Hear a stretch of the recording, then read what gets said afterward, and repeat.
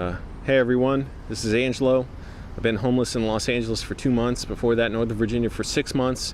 So I picked up a lot of knowledge along the way in my life, even though obviously I don't think too carefully before I make decisions, which is how I ended up in my car. But I also knew it was a long time coming. So we're switching up the Adam Helps Angelo format today. So I'm hosting, I'm Angelo, and I'm here with Adam Papagan. Hey, Angelo. And hey, Adam. And so, Adam, how can I help you today? Well, Angelo, I'm sort of going through a breakup right now. It's still kind of fresh. We still we get along. We're taking it one day at a time. But like, I moved out. Like, it's over pretty much. I mean, the writing's on the wall. And I think down the line I'll meet somebody else and it'll be fine. But it's just a little lonely. I have my own place now. This is the first time I've lived alone in like 10 years. So I guess if you have any advice for not being mopey and sad and keeping busy when you're used to just always kind of having somebody there to listen to you and that kind of stuff. Yeah, I feel you, Adam, and I think I can help you. Okay. Okay, you want to hold the camera. Breaking up is really tough. I know how much anguish it can cause. It can be a horrible experience, very painful, because no matter what, it's like when you break up. Do you want me to hold the mic? Okay. The camera, I'll hold it. It's like your life goes back to whatever it was before you were with this wonderful person. So if your life sucked, it goes back to sucking. And it's like doubly bad because you think of all your failures, all your flaws, everything that led to this happening. And you're thinking, oh, I'm a loser. Because if I wasn't a loser, this person would want to be with me. Obviously, it's simple math. I think that's how guys think of it. It's just like math. It's like, oh, my money was no good to her anymore. And the challenge is to not hate yourself over it, to not guilt yourself, and it's very tough, and to look at it ultimately as a character building thing, because you're right, there's plenty of people out there. I don't even know if there's necessarily just one person for everybody. I think you could be happy with a lot of people, and you change, and so different parts of your life, it's like you might meet a woman at one point in your life, you're no good for each other. 5 years later, you're great for each other. So you got to keep changing and evolving and remembering yourself, because it really is the worst thing to hate on yourself when you're like, well, she left me or it just didn't work out, whatever the case, so I'm a loser. And that's the thought that I go to and a lot of people go to. Now, the challenge is, and I didn't come up with this analogy, but it's kind of like being a prisoner in solitary confinement. You can use that time knowing one day you'll get out and, study the law and do push-ups and work hard. Or revenge body, they call it. Right. I'm going to the gym after this. You can work on yourself. Oh, I'll spot you. Or you can sit there, watch TV and jerk off and waste your time and be sad. So it's like, are you going to use that to improve yourself and become a new person? Which is not easy. Right. It is a trial to go through. I don't know how hard everybody takes it. I've taken it particularly hard. Really, what Adam's describing, I don't know how he's out here looking like a normal person. I would have like a 5-day beard and be miserable and just practically ready to bark at everybody. Not really, but it is very tough. So the challenge for you is now remember how to deal with yourself, because you can fall into the trap of thinking, well, if I was doing something else, maybe I'd be more valuable to women, or maybe she'd want me more, or even if you think the relationship's ran its course, maybe we can give it another chance. And those same reasons why it ended won't be there. And the reality is, sometimes a relationship needs to end. Sometimes it runs its course. Yeah. In the moment, you can't really see it. But sometimes that works out best, because I can't think how many times I was convinced, oh, this is the only woman I could ever want to be with. Oh, I'm sure I'd want to marry this woman someday. Now, I can't imagine that same scenario happening with that same person. Right. I'm like, thank goodness, didn't work out. So we got someone parking in front of us, a little weird, but that's okay. Yeah, she's cute. I don't know, maybe she's that's single. Okay. Yeah. So she might notice us. Yeah. So you have to do things. So first of all, I saw it first. So. What are your thoughts? Take it easy. What are your thoughts? And maybe I'll have something else, to follow up with you, because I could go on a lot about this. I know quite a bit about this topic. You're gonna need the mic for this one, I know. Yeah. I feel like I'm taking this as good as possible. I'm trying to keep a positive outlook. I mean, luckily, like a lot of other stuff in my life is good. I own a business. I have a classic car. The public access show is playing in theaters around the country. So, that part is good. But just the prospect of like asking women for their phone numbers, doing the date, going through it all again. It's like at a video game that doesn't have a save mode, and you lose, and you think, do I want to start all over and play this next 7 levels to get to level 8 to the boss, or do I just want to go play something else for a while? And so that's it's frustrating. Yeah, it's a pain in the butt. It's something I don't really need. Yeah, it's like you leave that console on and that disc is spinning all night, and it's just going to burn the whole thing up. Yeah. It's like when the original PlayStation, before your parents would buy you memory cards, and you're like, well, you just leave Final Fantasy VII in there. Pause it. You don't want to do 3 hours again. But you can't pause it. That doesn't work. It's going to mess up the whole thing. You can't force it. And so, in this case, again, the thing is, it's really important to keep in mind, when you feel like life's thinking, oh, how do I deal with all this stuff? You don't have to think about that. You can think, well, what does life expect from me right now? And the reality is, there's no one answer to that question. Every moment, it's going to be something different. So it doesn't mean you're a loser. So life does not expect you to be a loser because you can't figure all this out right now, because who could? Right. Who could go out Happens there to everybody. and just change their life? Yeah, exactly. So it doesn't expect you to know all the answers. It doesn't expect you to fix everything. All it expects you to do is figure out the answer to that question. This person just walked away with the door open. She's reading the sign. Yeah, but still, you can close the door. She has till 4. Till 4?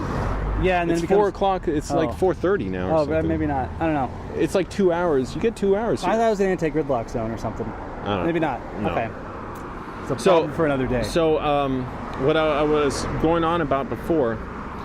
Yeah, so I was so sure so many times thinking this is the only woman I could be with. As I get older, I relax a little bit. And unfortunately, that experience, I don't know. I feel like some people, it's almost like you got to know how spoiled you are to like find someone and be with them in your 20s. I was not even a mess in my 20s, just, well, you see how I am now. I don't even have to go into it. It was worse than this? I was much more, it's not that I behaved badly or anything. I was just like troubled and paranoid, and didn't trust people, and very alone, and didn't know how to get through life. I was living with my parents until I was like 26. So I felt like stupid and a loser. And like once my first girlfriend dumped me, I felt like, well, that's it. Like I've got the stench of loserdom on me. I will always have that. And the reality is, even of like that first breakup, it'll always kind of hurt. And it'll always kind of be glad for the experience too. It's so intense that when you're younger, as you get older, as you go through life, you realize life has surprises that you don't know about, and all you can do is accept them. You can't take them, you can't make them, you discover them. It's like a moment, or it's like even telling a story. You'll realize when the story needs to be told, because the story will tell you when it needs to be told. I believe that about screenwriting. I believe that about movie making, and in the story of how you meet someone, it'll tell you when it's ready. And there's nothing supernatural about it, in my opinion. But what you should know is you're not alone in that. In reality, that's a bridge to other people, that connection of loss and grief.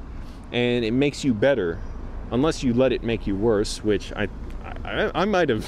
For a lot of people it's like that, but yeah, for me, I just curled up in my own corner and just stayed away from people for a long time. That's a tough position to be in without affection from someone. And now you're going in this transition that you're taking remarkably well.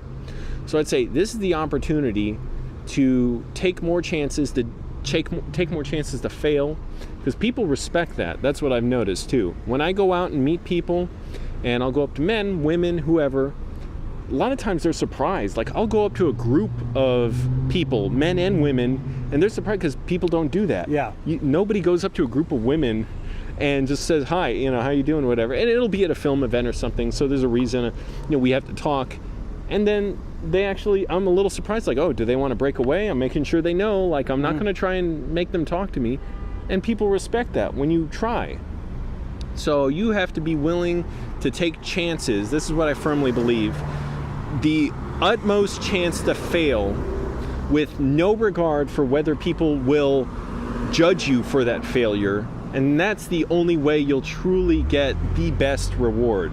Because if you're going into situations thinking, I've got to maneuver it and manipulate and make people, you know, work for my expectations, so I live up to their expectations, that's how much you'll get out of it, is always having to work those expectations and being kind of miserable about that. But if you go in knowing this may be the most abject, biggest failure ever, think of it. That's how you can, the greater the tragedy, the greater the triumph. So that leaves an opening. The bigger the risk, the bigger the reward. That leaves an opening for an even better opportunity to come. Now, it may be a rarer thing, so, you know, that's a challenge. A lot of people, yeah, that's the thing. Like I said, a lot of people, I don't think they're keyed into what I'm doing because I go out and do things that they're not used to people doing. Right. And I'm a little surprised. I'm like, well, how can you not live like this? How can you not go out and talk to strangers and stuff? Even people who, when you look at them and look at me, it may seem like, oh, we'd have nothing in common. We come from different cultures or whatever. So why would a guy like me go up to these people? Well, I just want to go up and talk and be friendly and see if we can help each other or be friends or whatever. So that's an important lesson to keep in mind. I don't have a fine point for this. I've gone on for quite some time now. Yeah. How long? 20 minutes? So I could go on 20 minutes more. Sure. I won't. But Adam, those are my thoughts about that, which is you got to make those moments meaningful, because you can't let anyone else make them for you, or have a woman do that for you. As great as women are, can't happen. Like, and it's a scary thought, because then you are truly letting go of like all your preconceptions of how you're going to control your fate and stuff, and you're accepting like that you're allowing yourself into other people's world where you may not live up to their expectations anymore. But that's okay, because a lot of the people who never fail that test, it's because they never even try. Exactly. So, well, Angelo, I appreciate it. I'm going to keep putting myself out there. Good. You know, not immediately. I think it's probably good to take a little break.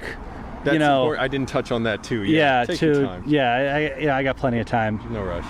Yeah, right. I mean, maybe there is. Maybe I have, you know, finite time to live. You never know what life is going to throw your way. But I'm trying to keep positive, and really just needed, you know, it's on my mind, so it helped to just talk about it. And I feel like if you talk about something, it takes its power away. As you bring it into your world and bring it into the real world, it becomes less scary. So, you know, I'll be fine. And ladies, you know, if you are...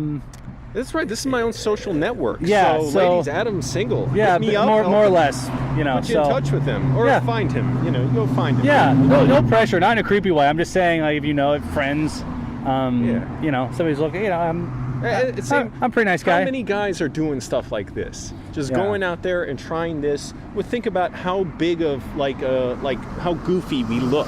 Oh yeah. Doing this, I'm gonna need them. We're getting a lot of people. Phil Donahue talk. Turning their heads and a weird guy slowed down to see what we were doing. Yeah. Somebody honked at us. Yeah, we're just sitting on Angelo's car, talking about life, getting advice. Yeah. So think of it. So that's going to take a unique person who's into that. Mm-hmm. But how much better is that you at least tried, whatever happened, than trying to get someone where you don't want to stand out too much, which is my tendency. I don't want attention. I want to keep myself, but I also know I do have to reach out. I do have to open up. So this is a rare thing. So yeah, ladies, hit up Adam or message me. I'll get you in touch with him. This is our own social network. This is my own dating site. Yeah. This is my own MySpace, LinkedIn, everything. Yeah. All right, everybody. I'm Angelo. That's my guest, Adam. Thank you for watching this episode of Adam Helps Angelo, but we did a little... Angelo helped me today. Crisscross here. Angelo helped me today. Change things up. Yeah. All right.